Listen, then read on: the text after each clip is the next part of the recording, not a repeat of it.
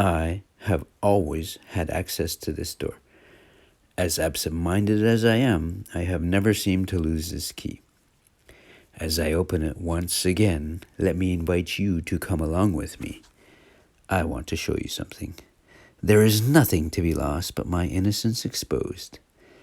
Let me introduce this piece by telling you that I do enjoy a puzzle. Discovering the pattern of a puzzle just tickles my brain so. So let's pick up these pieces and see what we can find. Let me warn you about this door. It is a kind of trap. Not like one of those monkey traps in South India where you must let go of everything just to survive, but kind of like a trap that leads into another trap. You can escape anytime you want, but choose your exits carefully. I was so young that I don't remember my age. All I know is that I was somewhere between 1 and 3.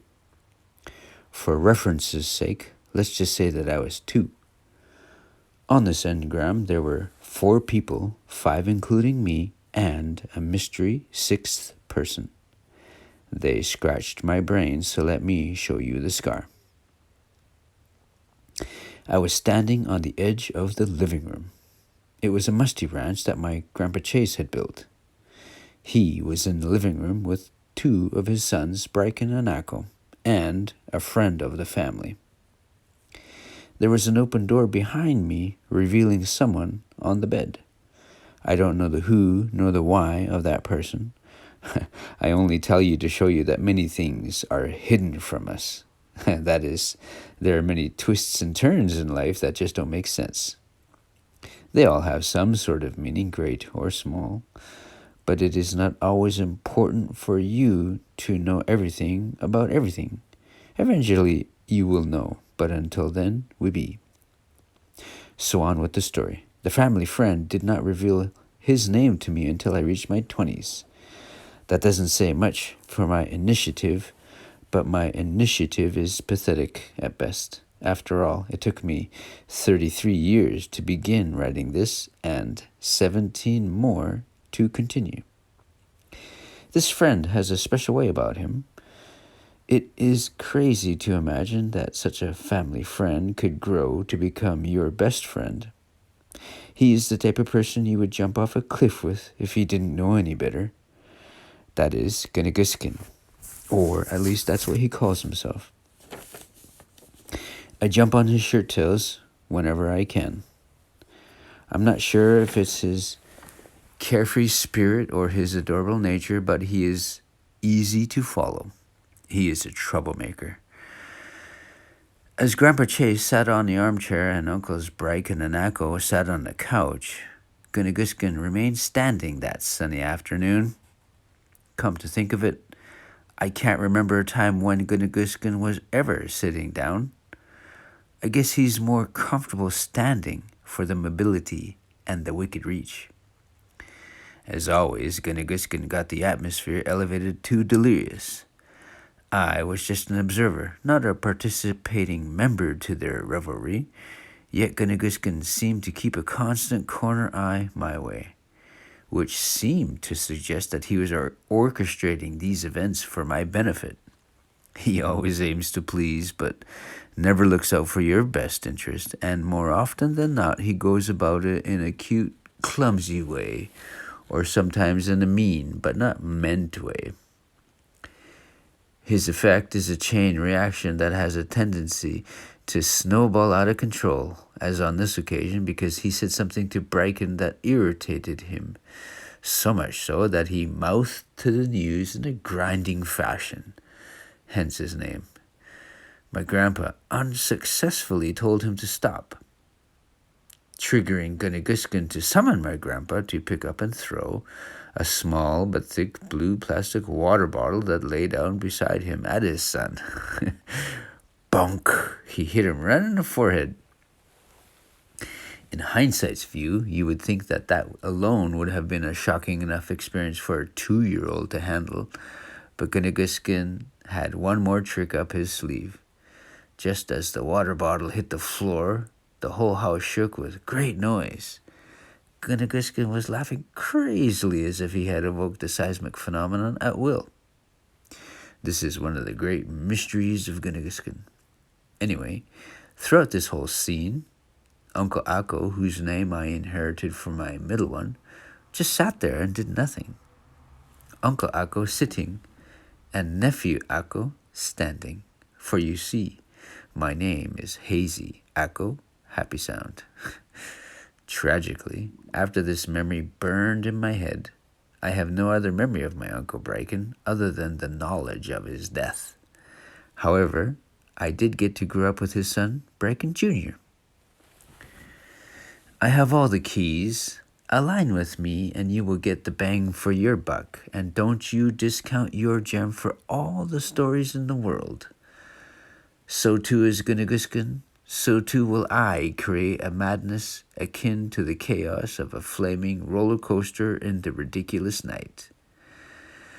As I look back at that door, I have been through another door.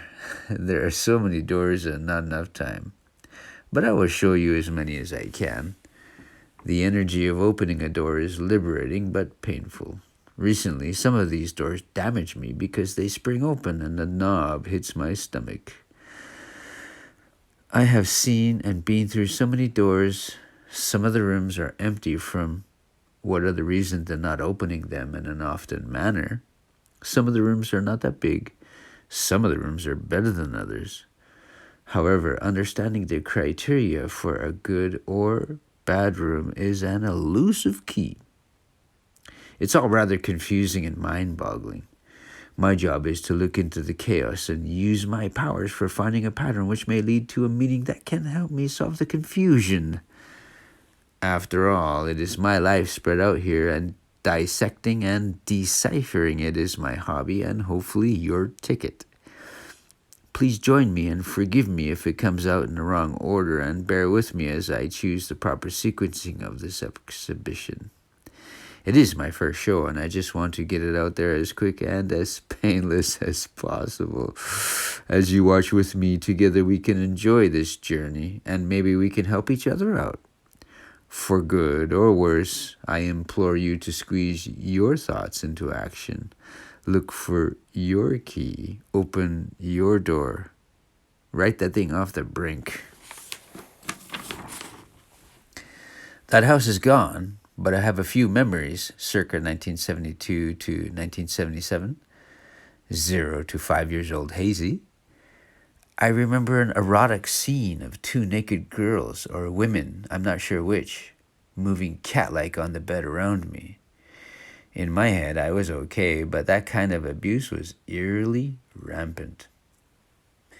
In the backyard, there was a small river that I often played in, and one day I stepped on a piece of glass just a few seconds after admiring a salmon hovering in the clear water. It was not uncommon to see old bicycles ditched and left there, so it was cluttered. Yet that river was very fun to play in despite the stuff left in it. I remember getting bandaged in the living room with the family sitting around, and one of my uncles, Shotgun Steve, teased me. He said that I would have to get my leg cut off because of the cut. It was a harsh lesson, but I learned. Even today I say similar things to my son, but to no avail. I remember crying that I'm going to lose my leg. I have never stepped on another piece of glass since. A cougar once took a child for dinner further up the river behind someone else's house. I guess I was lucky. Another distinct feature of that area was the number of junk cars abandoned all around.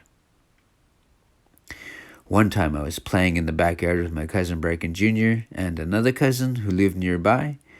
Somehow, my finger was lingering near the open trunk, and one of the boys jumped on the trunk, which trapped my finger. I was crying in pain. In the chaos, I remember the morbid feeling that I would need to wait a long time before the key could be found. The key of an abandoned, sad, broken car. Bryken Jr. didn't know what to do, but the other cousin quickly picked up a twig, a freaking twig, and started to pick the lock. To Breckin Jr. and I's amazement, he got it open. To this day, I don't remember which finger got slammed, but I have never had my finger slammed in the trunk of anything ever since. That house, although gone, has often come into several of my night dreams while living here in Japan. I am in the living room and sometimes lying on the couch or looking out the window. I am also in the kitchen sometimes, and there is food available, and sometimes I desire something from the fridge, but never open it. Whenever I dream of being in my birth town, I always start my dream in that house or immediately outside it. When entering the community via the bridge, there are 2 houses. The first one was, and still belongs to, my Uncle Honda. He has passed on to the spirit world, but his wife is still with us and still lives in that house. It was modernized into a 2-story house in the 80s. The house next to it was my Grandpa Chase's house. Such fond memories to cherish in dreamland in and around that house. Legend has it that when my mom and dad split up, they sent my brother and I walking to that house with everything we owned. My brother was a baby, so I pushed him in a stroller to my mom's mom and dad's house. It was only a couple of 100 meters away. I grew up with the move-arounds. Breckin Jr., 2 years my senior, also lived there. We were in the same boat, but he was split up from his sister, who went to their mom's side. We would not live in that house for long, as we would move to the next biggest city. A 10 to 12-hour car ride that only takes about half the time today, because the whole road was turned into a highway and paved. I am glad I have a memory of being in the car on the gravel road with the windows open, the dust flying in, and my Grandpa Chase driving the station wagon down island to the next big chapter of my life.